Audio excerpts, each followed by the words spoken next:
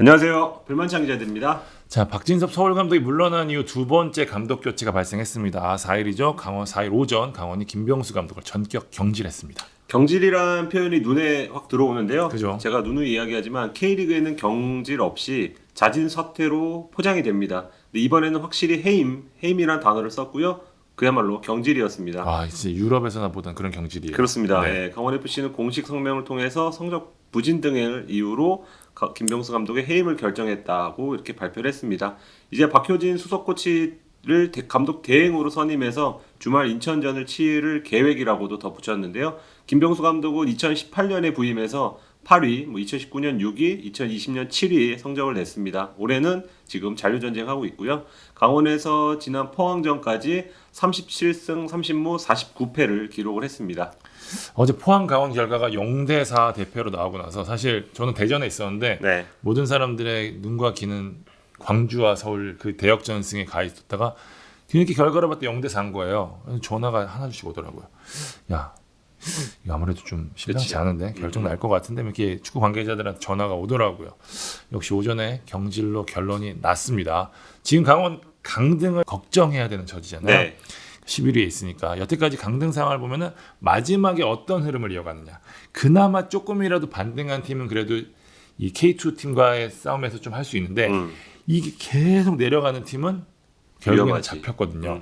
그렇기 때문에 이번 포항전 무기력한 패배가 이러다 진짜 큰일 나겠다라는 이영표 대표의 걱정을 건드렸고 결심까지 만든 게 아닌가라는 생각이 듭니다. 네, 김병수 감독은 뭐 저희 스포츠조선과 인터뷰도 이렇게 나왔는데요. 오늘 아침에 이영표 대표로부터 부재중 전화가 오긴 했지만 받지 않았다. 일방적으로 통보하는 게 어딨냐고 이렇게 얘기를 했고요. 뭐 근데 뭐 한편으로는 공식 발표하기 전에 어쨌거나 부재중 전화 3통이 와 있다는 건 이 대표로서도 어떤 절차를 밟은 거다라고 저는 그렇게 보고 있습니다. 이게 아까 전에 유럽이라고 얘기한 게 이 대목인데 대부분 한국의 경질이더라도 감독과 상의를 해서 뭐 이렇게 좀 이제 뭐 고생하셨습니다. 뭐 합의할 이렇게 것도 있고 이렇게 이런 식의 포장이 좀 오가는데 먼저 선 결정을 한 거는 맞은 것 같아요. 그러고 나서 후 통보의 과정이었는데 통보의 과정이 조금 좀 매끄럽지 않아서 이런 인터뷰가 나오지 않았나 싶은데 어쨌든 확실한 건 뭐냐? 경질이라는 점 이고요. 사실 현장에서는 그 경질 얘기는 팬들한테는 좀 더 큰일인데 현장에서의 반응은 뭐냐? 너무 늦었다예요. 축구계에서는 강원 입장에서 이 경질할 타이밍이 사실 좀 있었거든요.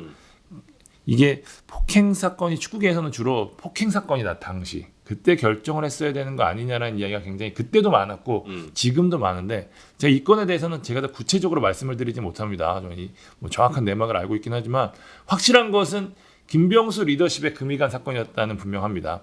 이어진 전력강화 실장의 이 뭐 문제도 좀 있었잖아요. 관련해서 이제 해당 실장이 뭐 이렇게 직위 해제되기 이런 문제들이 있었는데 그 과정에서도 김병수 감독과 연결되어 있는 부분이 굉장히 많았거든요.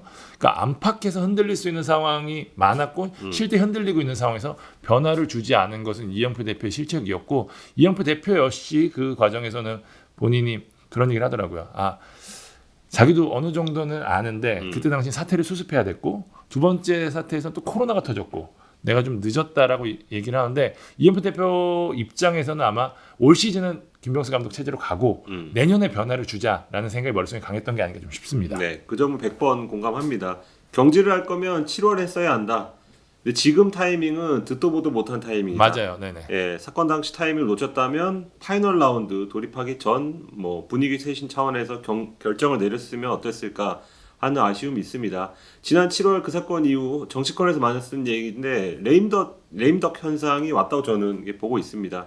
일단 선수단의 수장이잖아요, 감독이. 근데 팀 분위기에 어쨌거나 뭐 악영향을 끼쳤으니까 당사자인 감독의 목소리에도 힘이 실릴 수 없는 그런 상황이었고 게다가 계약 기간도 올해까지였어요. 이건 모두가 다 아는 사실이었어요. 그래서 선수들도 사람이잖아요. 그러니까 팀 감독이 올해까지냐 아니면 뭐 2년 더 남았냐 여기에 영향을 받을 수 없다고 현장에서는 이렇게 얘기를 합니다. 맞아요. 작년에 부산 떨어졌을 때 조덕재 감독이 그 해까지가 계약이 만료였는데 그 전에 사실 재계약할 수 있는 타이밍이 있었는데 부산이 안 하고 나서 굉장한 레임덕이 온 뒤 후반에 무너진 거거든요. 맞아요. 그러니까 감독이 계약 기간이 언제까지냐? 왜냐하면 이 사람이 뭐 내년까지면은 계속 잘 보여야 되는데 올해는 뭐 주전 아니고는 그러면 잘 보일 거 있어. 이런 게 선수들 머릿속에 지금 있단 말이에요. 우리도 마찬가지잖아요. 팀장이 다음 주에 떠난다.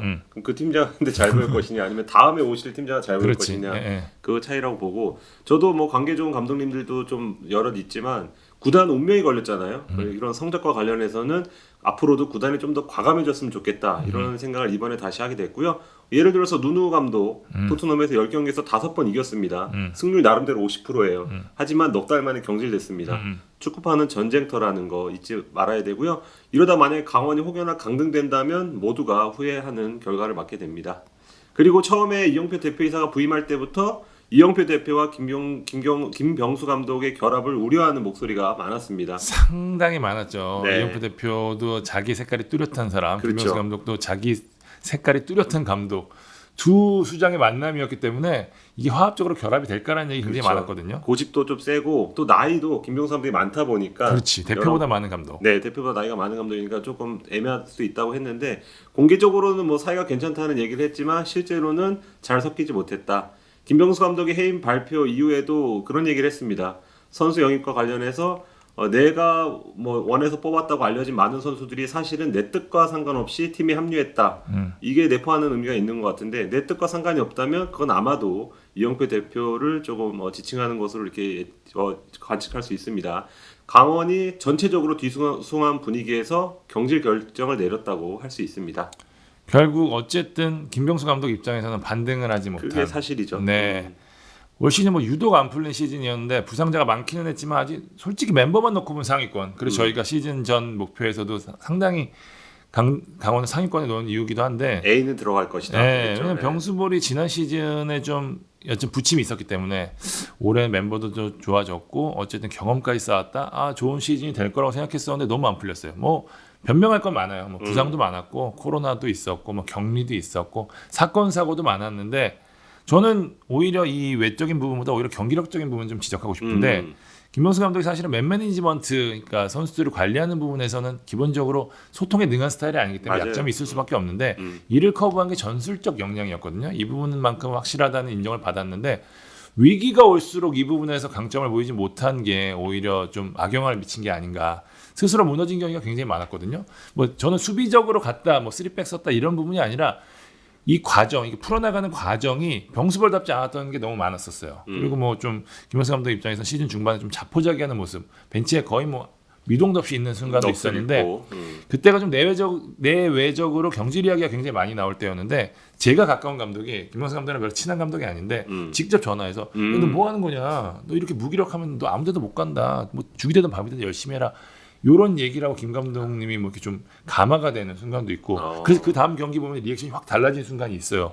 제가 정확한 시점은 기억이 나지 않습니다만 이러면 뒷이야기도 있고 그랬는데 어쨌든 확실한 건 좀 장악력이 좀 전체적으로 떨어졌고 축구가 제대로 되지 않으면서 김병수 감독과 강원의 인연이 사실 영원할 수도 있을 것처럼 보였던 이 병수볼과의 만남이 여기서 끝이 납니다. 제가 최근에 김병수 감독과 통화를 했었는데 그때 경기력에 대해서도 한번 얘기를 했어요. 그런데 이제 그 팬들 지적은 왜 이렇게 백패스가 많냐, 공만 돌리다가 지는 게 과연 좋은 그림이냐.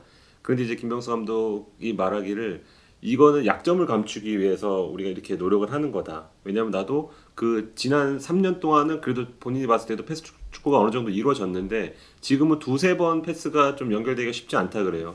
뭐 말씀하신 대로 핵심 선수들의 부상도 있었고 어떤 선수들 교체도 있었기 때문에 그 과정이 원활하지 않은 상황에서 3백으로 바꿔야 했고 3백에서 어쨌거나 공을 좀 돌리면서 소유권을 갖고 막판에 승부를 보는 식으로 이번 그 시즌은 컨셉을 잡았는데 그게 생각보다 잘 되지 않았다. 이렇게 얘기를 했습니다.